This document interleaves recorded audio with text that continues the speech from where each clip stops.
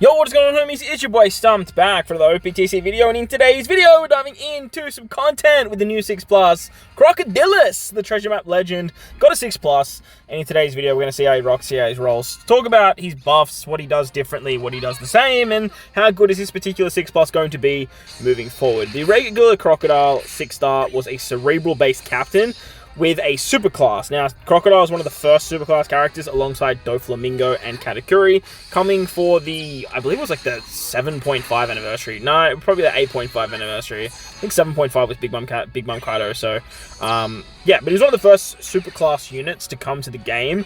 Did release early on Japan, and then kind of got rushed into the game for Global on a very illustrious treasure map banner that had stuff like Koala and some other treasure map legends as well, but he is now a Driven and Cerebral Captain. He buffs both of them by 5.5 when HP is 50% or below, or once you use his special for 3 turns. Otherwise, he's a 5.25 times Captain. He gives 2 turns of cooldown at the start of the quest to your entire crew, whether you're running Driven or Cerebral characters. You are going to get that 2 turns of cooldown, which is different because it used to be 1 turn of cooldown, which is really, really nice. He boosts all other characters by 4.5 times, so you can run non-Cerebral and non-Driven characters on his team. But in today's video, we're building out a Cerebral team, and then we're building out a Driven team so we can kind of have a look at the options and stuff like that. But look, you can definitely chop and change with this guy. Like, you can run like 3 Cerebral characters and then like 3 Driven characters, or you can run like the 2 Crocs who are Driven and Cerebral, and then just bring like 3 other Driven units with 1 Cerebral character and make that work.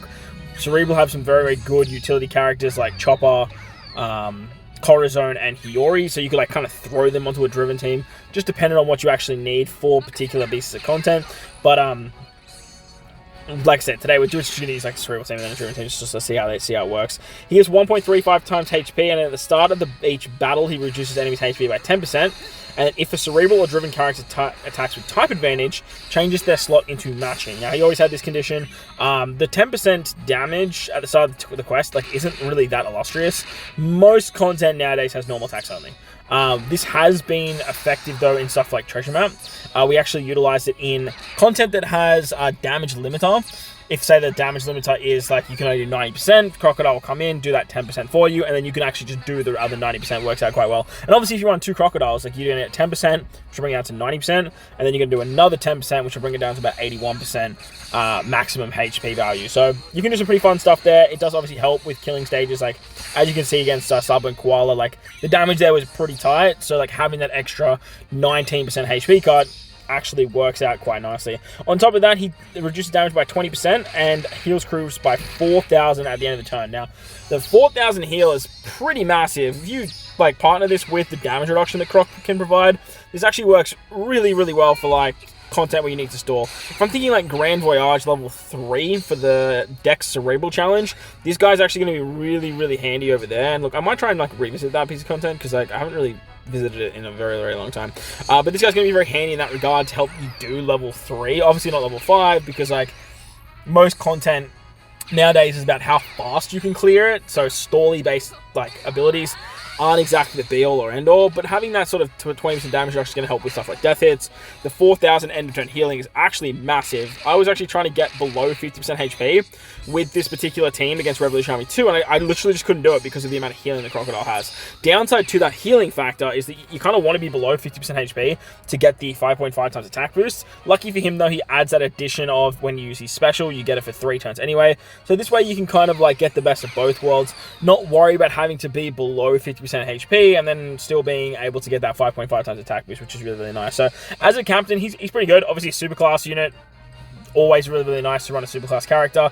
With the new captain shift mechanic, obviously you can sub him in, so that way you get his superclass condition, and then you can sub out depending on what you want to do there. Obviously, like the newer characters, they're obviously based around Driven, and we're going to take them into Heavenly Demon 2. So I talk about the Driven team because it's just had some monstrous buffs lately. But the fact that he is now Driven is probably the biggest component for his captain.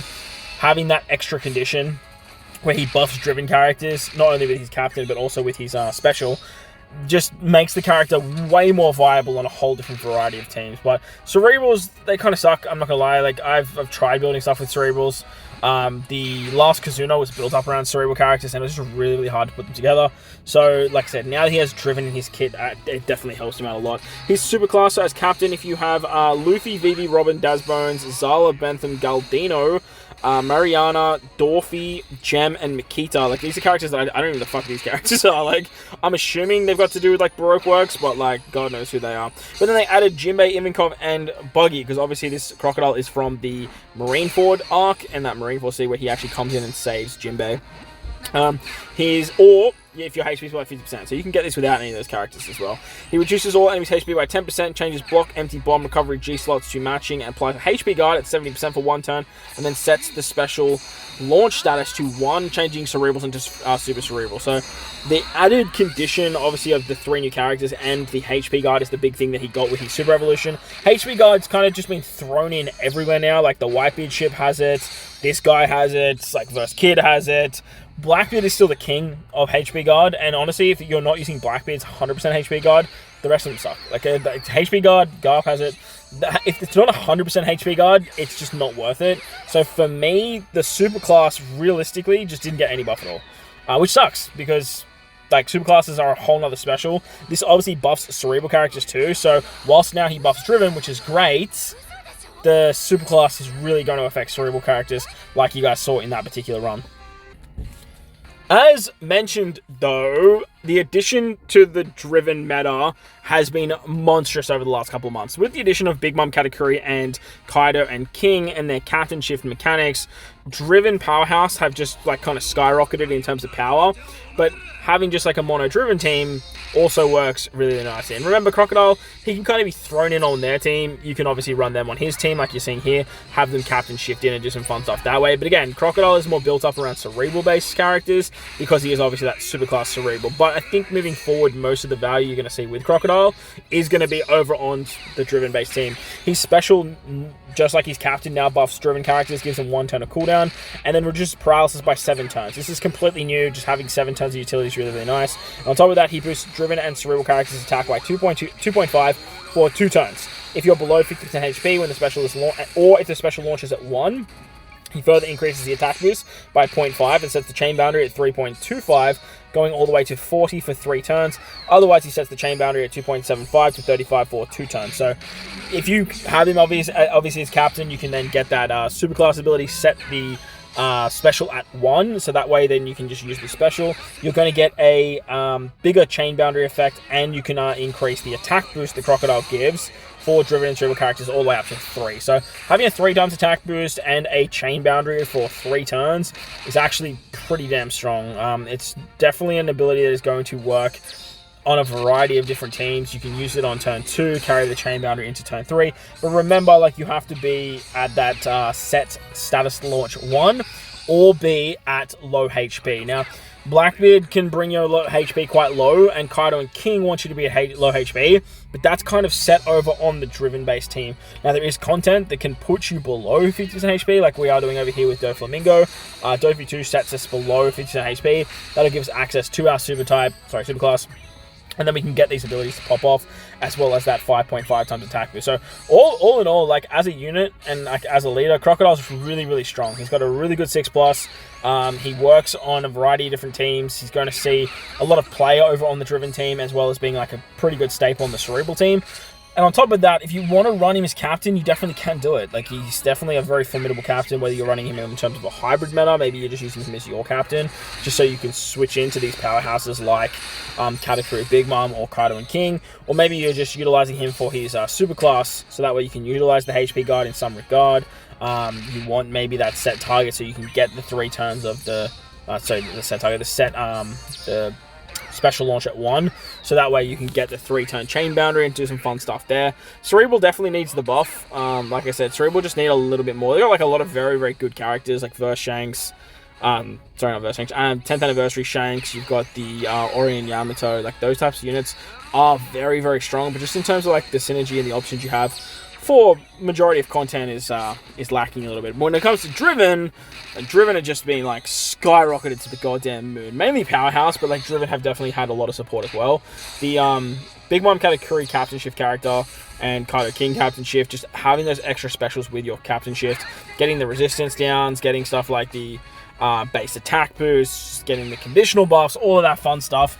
It's just really, really valuable and makes team building and taking down these shorter pieces of content a lot easier, and just like increases your damage so damn much. So as always, I do like going into Heavenly Demon 2 and Revolution Army 2, doing my best to no stall them, which obviously Crocodile did actually fairly easy. Revolution Army 2 is like the big test I do find for a lot of these characters. If a character can no stall Revolution Army 2 with like great ease and has a lot of different options to do Revolution Army 2 no stall smoothly and easily, that's where I find the character to be very, very powerful, because that piece of content throws a lot at you. There's a lot of utility you have to get around. You still need damage output. You need to get around stuff like resilience, defensive abilities, and all that jargon too. But look, Doflamingo 2 definitely holds its own as well. You can just kind of cheese Doflamingo 2 with like the carrot support. You bring like a character that can just chop on that carrot support and the whale shark ship, and basically at that point you just don't really need to worry about anything else. Versus Kaito and King, they can remove special mind and stuff like that. So not first, so Kaito and King, the captain ship, Kaito and King, they can move special bind and whatnot, so they work out quite nicely. But as I mentioned, overall, like Crocodile, he was kind of like tailgated to being just a support character. His support is still one of the best in the game, goes on Robin or Dasbone. So when you're inflicted by a chain coefficient down or a chain lock, he reduces it by 3 turns, and then applies a chain boundary of 2.0 to 10 for 1 turn.